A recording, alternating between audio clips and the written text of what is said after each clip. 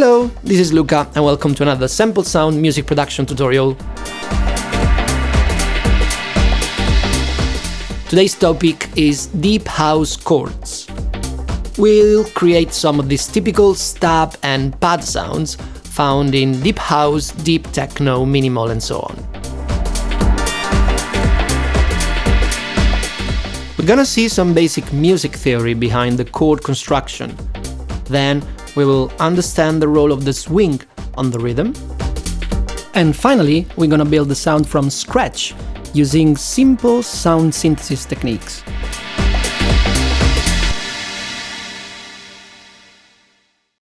So, let's create an empty MIDI track and load it with a synthesizer. I'm gonna use Ableton's wavetable, but you can use any type of synth really, like Serum, Silent One, or an FM synthesizer. We start with a very simple sound like sine wave. Let's create a MIDI clip and then set a scale. If you have Live 11 or FL Studio, you can easily show the notes of any scale on the piano roll by selecting a root note and a type of scale. We select C minor. In addition to these, we activate the so-called scale fold in Ableton, which limits the piano roll exclusively to the notes in the scale. So in this way, it's super easy to build chords and melodies because you can only put notes which are in the scale, not any other. So the first note is C, of course, which is the root key, so the number 1 on the scale. If we then count 2, 3, 4, 5, 6, 7, 8, we found another C, which is the octave. So this is 3, 3, and the other one is C4. So on number 3, we can put another note, and number 5, again another note. So we have C, E flat, and G, which is the first triad, or the C minor chord, the first chord built on this scale, C minor. Now, a simple minor triad can be a little bit boring. So what can we do to make it a bit more interesting? We add another note to the chord. So not just 3 notes, but 4 notes together. And this is a 7th chord. You have the first, the third, the 5th, and the 7th note of the scale. So the interval between the first note and the last note of the chord is a 7th. So this is a minor 7th chord, because it's the first chord built on a scale of C minor. C minor 7th. Now, you can go even further by adding another note. So you're gonna have a 5-note chord, which is a 9th chord. Because here you have the 7th, the 8th, which is the octave, so same as the first one, and then the 9th. So this is a 9th chord, C minor 9th. These two types of chords, the minor 7th and the minor 9th chords, are very much used in deep house and deep techno, because you have this kind of cool, more jazzy feeling. So it's very important to know them. So what we're gonna do now, we can play with the rhythm a little bit.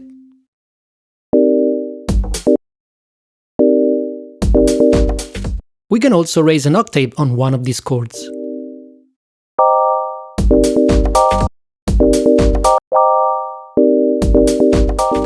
Obviously, we can build the same chord on a different note. For example, this is the 4th note on the scale, which is an F. So we add the 3rd, the 5th, the 7th, and if you want, also the 9th. So you get an F minor 9th.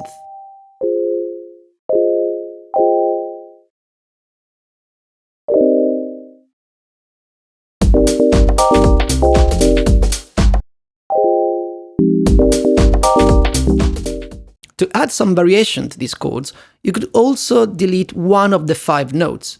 A 9th chord has 5 notes, so you could delete, for example, the 5th or the 3rd.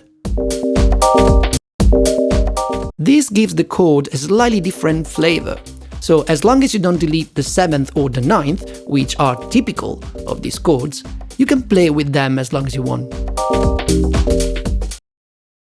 Another key aspect of building nice deep house chords is the rhythm, especially what is called swing. As you can see in the drum loop that I've used, there's some notes off grid. but not all of them. For example, the kick and the hi-hat, they are perfectly on grid. So if we change the grid in 16th, fixed 16th notes, we can see which are the notes that are off grid, that is slightly delayed. And these are the even 16ths, not the odd, because in the odd positions, like 1, 3, 5, 7, 9th, you're gonna find the 4-on-floor kick or the open hat and so on. But in the positions between these, so the even 16ths, those notes will be slightly off-grid, slightly delayed. And this is what is called swing. The swing rhythm is so important in deep house, deep techno and minimal. And in Ableton Live, you can apply the swing with a particular technique called groove. As you can see, there's a groove section in the clip view, and you can press this button to go into the browser section of the grooves. As you can see here, we need to find a particular groove called Swing 16th 73. Once you've found it, you can save it with a collection. As you can see here, I tagged it with a gray collection, so I can always find it very quickly in my collections. Now we're going to drag and drop this file onto the clip, and in this way we have applied swing in real time. With this button you can see what happens when you apply swing, so the notes that fall on the even positions of the 16th grid will be slightly delayed. But you don't want to press that button, because we want to control the swing in real time with this parameter. It's called timing, and it controls the amount, the intensity of the swing, so how much those specific notes will be delayed from the grid position. Here we had another swing applied on the bass, so we're gonna set the same swing intensity on the chords as well.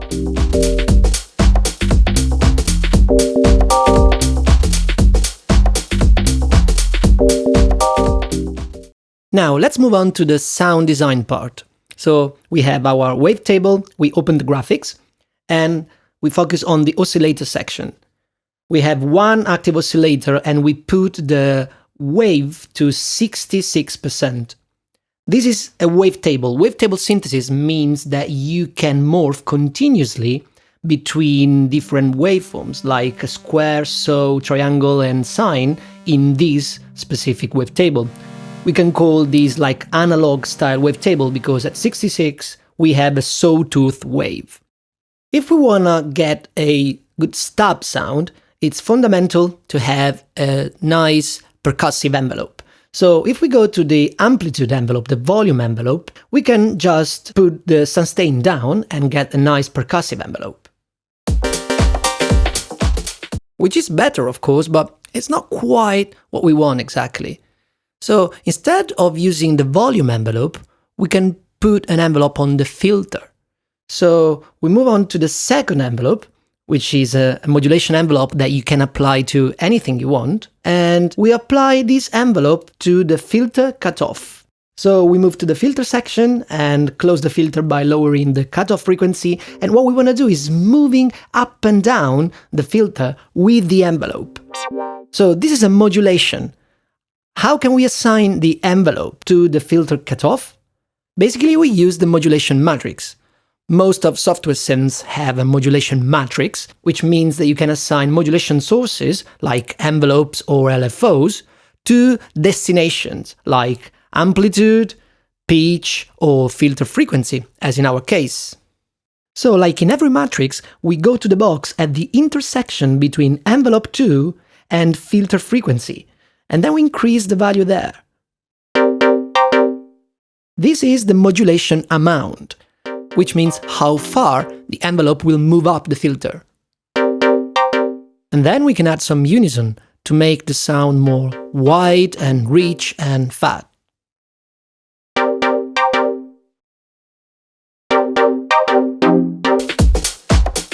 Let's now add some audio effects.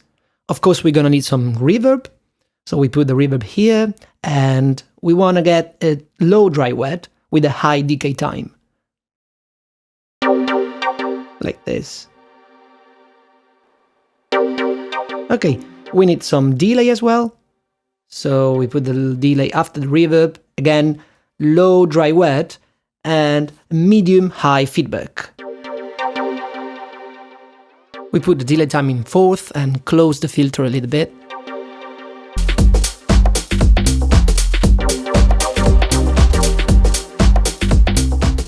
Let's make it clear that we don't necessarily need an analog waveform for the oscillators. Actually, for this kind of sounds, we may prefer something more digital. And as the name of this synth says, wavetable, you can get loads of different waveforms. So let's select something more digital and add a second oscillator too.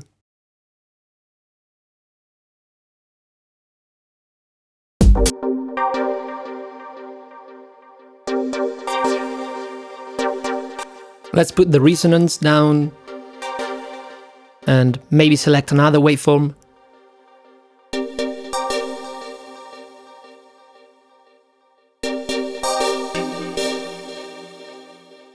Alternatively, you can use an FM synthesizer like Operator or FM8. With the very same technique, you can create a pad rather than a stub. So here I have duplicated the track and used a very slow envelope on the filter. The attack is very high and the sustain is maximum, so it's the other way around than before, and the filter will slowly open.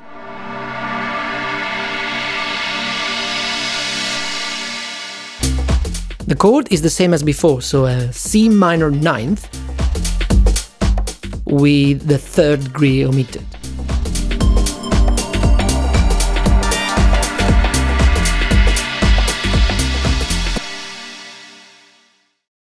Now, if we go back to the notes, it's important to understand that not every 7th or 9th chord built on the minor scale will be a minor chord.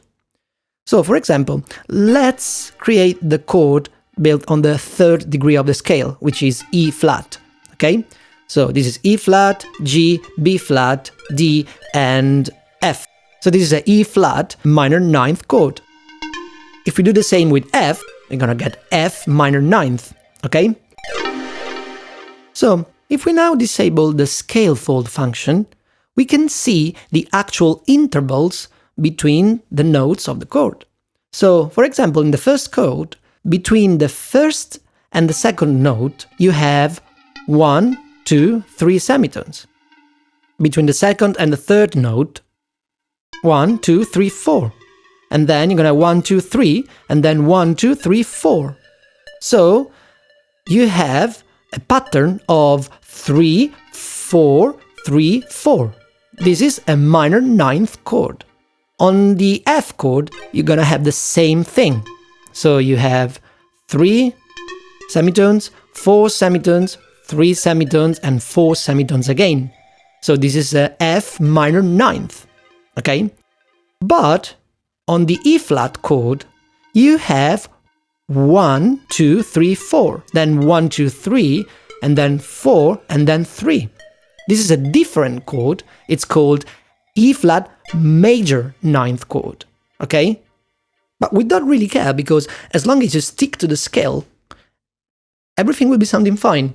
These are called diatonic chords because they are built using only the notes on the scale. Okay, but if you want to push more on the deep, cool side of things, if you want to get more of like a jazzy feeling, which is kind of like useful in deep house and deep techno, well, then you may want to only use minor 7th or minor 9th chords, even if some of the notes will be out of scale. And this is called parallel chords. If you want to use parallel chords, there's a simple automatic way of doing them, and you don't even have to care about writing the right notes. You can use this MIDI effect in Ableton Live called Chord. This MIDI effect placed before the instrument will multiply an incoming single note and shift it so to build a chord. So the second note we need is at plus 3 semitones, okay? So 0 and plus 3. Then the third note you need in the chord will be a plus 7. You remember? Because it's a plus 3 from the first to the second note, and then plus 4 from the second to the third, so plus 7. You have another 3, so 7 plus 3, 10, and then you're gonna have another 4 to add. So 10 plus 4, it's 14. And this is a minor ninth chord. So in this way, it's much easier to play these chords. You just play one note and the chord is automatically generated. They are called parallel because you basically transpose the entire chord up and down according to the note that you're playing. As we said before, you're gonna end up with several notes that are not on the scale. So from a classical point of view, these notes are mistakes. However, we are definitely not in a classic harmony environment here. We are not using diatonic chords because we want to push more on a different kind of cool jazzy style. And this kind of harmonic style is crucial if you want to push your house and techno more into deep territories.